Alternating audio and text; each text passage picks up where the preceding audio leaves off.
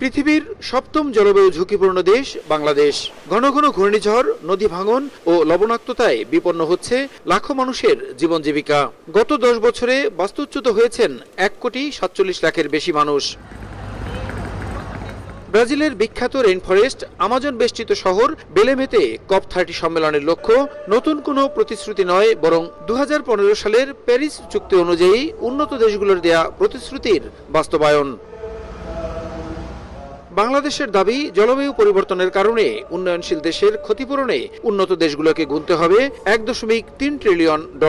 যারা উন্নত বিশ্বের দেশগুলো আছে তাদের কাছে আমাদের ক্লেম করা যে আমরা লোনের বদলে আমরা গ্র্যান্ট চাই ক্লাইমেট চেঞ্জ ইস্যুতে। বাংলাদেশ হচ্ছে বিশ্বের অন্যতম একটা ঝুঁকিপূর্ণ দেশ, সেই জন্য আমাদের অ্যাডাপ্টেশন সাইডেও আমাদের কিন্তু ফান্ডিং এর জন্য আমাদের ক্লেম করা উচিত। উষ্ণতা বৃদ্ধি সহ জলবায়ু পরিবর্তনের প্রভাবে দেশের মৎস্য ও প্রাণী সম্পদ খাত মারাত্মকভাবে ক্ষতিগ্রস্ত হচ্ছে দাবি করে প্রথমবার জলবায়ু সম্মেলনে অংশ নিয়েছে মৎস্য ও প্রাণী সম্পদ মন্ত্রণালয়। সম্মেলনে যোগ দিয়ে মৎস্য ও প্রাণী সম্পদ উপদেষ্টা বলেন, দেশের মৎস্য ও প্রাণী খাত রক্ষায় এমন বিশ্ব আসরে দাবি তোলার কোনো বিকল্প নেই।